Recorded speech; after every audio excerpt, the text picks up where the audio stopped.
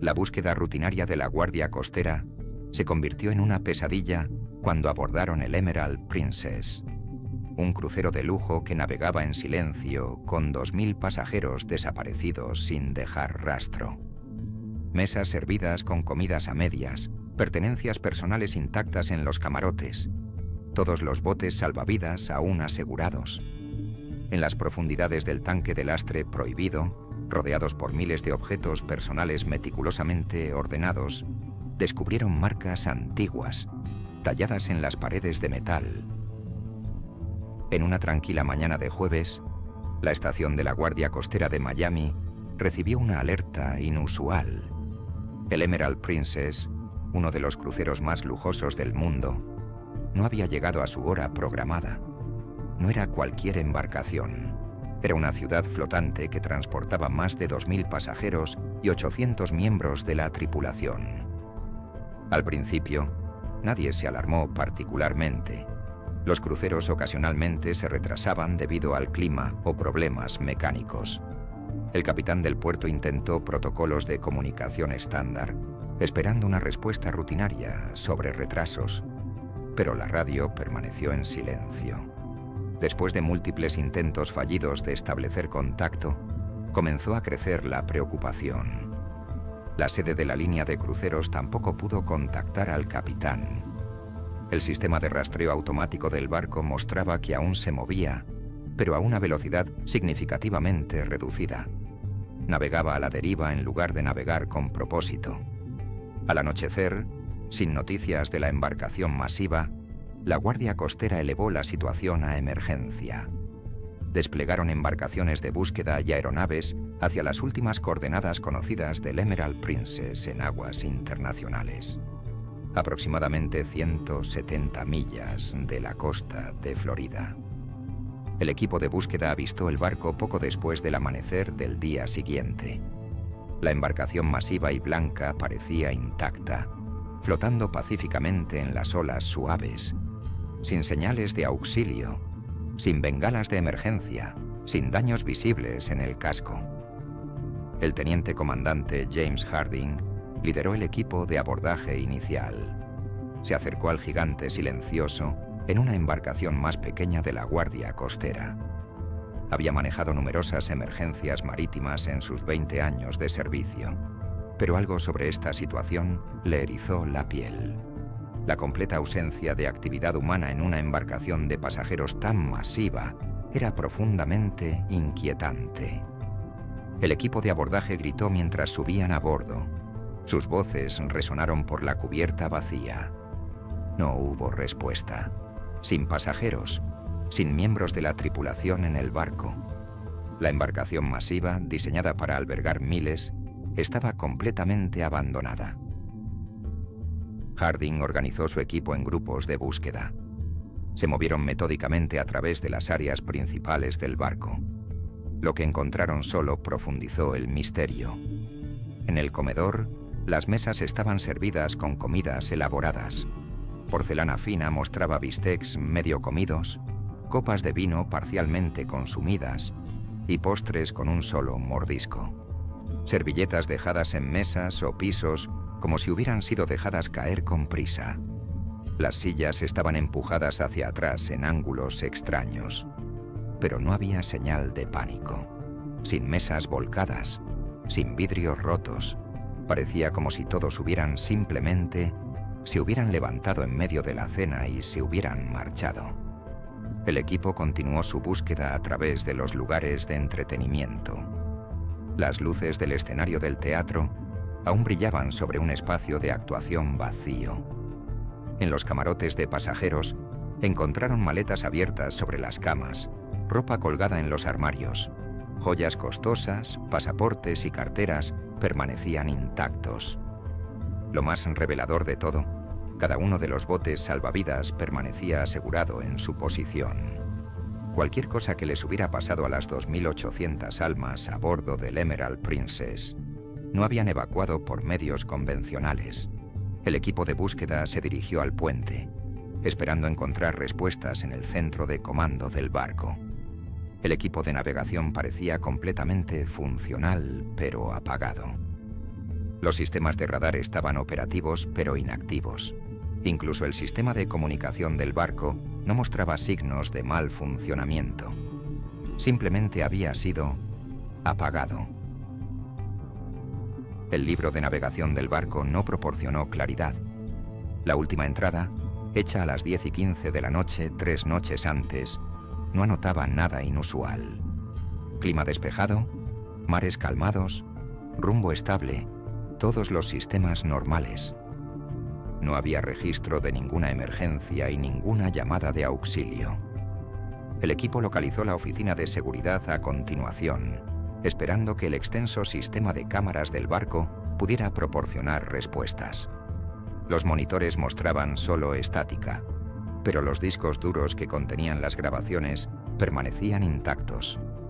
Harding ordenó descargar los datos para análisis. La revisión inicial del material mostró una noche normal a bordo de un crucero de lujo. Los niños jugaban en áreas designadas, mientras los adultos cenaban, bailaban y apostaban. Los miembros de la tripulación realizaban sus deberes eficientemente.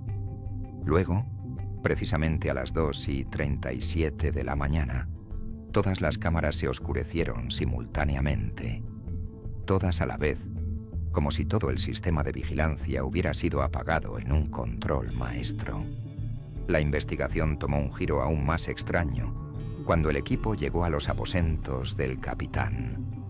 A diferencia del estado algo caótico de los camarotes de pasajeros, la habitación del capitán mostraba un nivel inquietante de orden. En su escritorio, dispuestas en un círculo perfecto, yacían las tarjetas de identificación de cada miembro de la tripulación, desde oficiales superiores hasta el personal de cocina. En el centro de este arreglo bizarro estaba el libro de navegación del capitán, abierto en una página en blanco. Una sola oración había sido escrita en una letra que posteriormente se confirmó que coincidía con la del capitán. Vinieron desde abajo. ¿Qué significaba eso? ¿Era una referencia críptica a un motín de miembros de la tripulación de menor rango? ¿Un fallo mecánico en las cubiertas inferiores? ¿O algo completamente diferente? Mientras llegaba personal adicional de la Guardia Costera, la búsqueda se expandió a los niveles inferiores del barco. El equipo notó que la temperatura bajaba significativamente mientras descendían, a pesar de que las lecturas mostraban que la sala de máquinas había estado inoperativa durante al menos 48 horas. Según todos los principios mecánicos, las cubiertas inferiores deberían haber estado más calientes debido al calor residual de los motores, no más frías. En la cubierta de pasajeros más baja, encontraron algo más perturbador que lo que habían encontrado arriba. Cada puerta de camarote estaba completamente abierta. El contenido del equipaje, ropa, artículos de tocador, libros, electrónicos, yacía esparcido por pisos y camas, pero con una precisión antinatural. Los objetos parecían haber sido deliberadamente dispuestos en patrones que no tenían sentido para el ojo humano. El teniente comandante Harding ordenó una inspección completa de los tanques de lastre masivos del barco, compartimentos enormes diseñados para contener agua de mar para estabilizar la embarcación. Estas áreas no estaban destinadas al acceso humano bajo circunstancias normales, requiriendo equipo especial y entrenamiento para entrar de manera segura. El espacio del tanque de lastre contenía miles de objetos personales pertenecientes a pasajeros y tripulación. Anillos de bodas, relojes, collares, aretes y otras joyas estaban dispuestos en círculos concéntricos perfectos por todo el piso del tanque.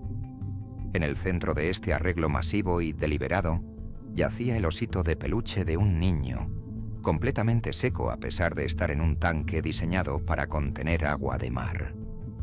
Aún más perturbadoras eran las marcas grabadas en las paredes de metal del tanque. No rayadas apresuradamente como se esperaría en una emergencia, sino talladas con precisión. Los patrones no se parecían a nada que el equipo hubiera encontrado jamás. símbolos intrincados y líneas fluidas que parecían contar una historia que ninguno de ellos podía leer. Cuando los biólogos marinos examinaron posteriormente las imágenes de las marcas, hicieron una conexión escalofriante. Los patrones coincidían con símbolos encontrados en cuevas de aguas profundas que databan de más de 10.000 años atrás, de una época cuando esas cuevas habrían estado sobre el agua. Los científicos debatieron si esto indicaba contacto con una civilización antigua, un engaño elaborado perpetrado por alguien con conocimiento arqueológico, o simplemente un caso de reconocimiento de patrones llevado demasiado lejos. La investigación oficial continuó durante meses. Ninguna embarcación reportó rescatar personas del Emerald Princess. Era como si todos a bordo hubieran simplemente dejado de existir precisamente a las 2:37 de la mañana. Los teóricos de la conspiración sugirieron todo desde abducción alienígena hasta un encubrimiento gubernamental masivo. Pero ninguno tenía evidencia. La línea de cruceros se declaró en bancarrota dentro de 6 meses, incapaz de recuperarse del desastre. El Emerald Princess mismo fue remolcado a un desguace para desmantelamiento después de que múltiples inspecciones no encontraron explicación mecánica para el abandono. Extrañamente, el proceso de desmantelamiento nunca se completó. Los trabajadores se negaron repetidamente a continuar después de la primera fase, muchos renunciando a sus trabajos completamente. Aquellos que hablaron sobre sus experiencias describieron escuchar sonidos inusuales de los tanques de lastre sellados durante los turnos nocturnos. El informe completo de la Guardia Costera sobre el incidente permanece parcialmente clasificado. El teniente comandante Harding renunció a la Guardia Costera 6 meses después del incidente. Cuando sus colegas lo presionaron sobre sus razones, solo diría que algunos misterios es mejor dejarlos sin resolver. ¿Qué pasó realmente a bordo del Emerald Princess? ¿Fue una desaparición coordinada? ¿Un encuentro con algo desconocido de las profundidades del océano? ¿O algo aún más inexplicable? Y si te encontraras en ese equipo de la Guardia Costera, entrando a ese tanque de lastre y viendo esos símbolos antiguos mirándote desde las paredes, ¿qué creerías?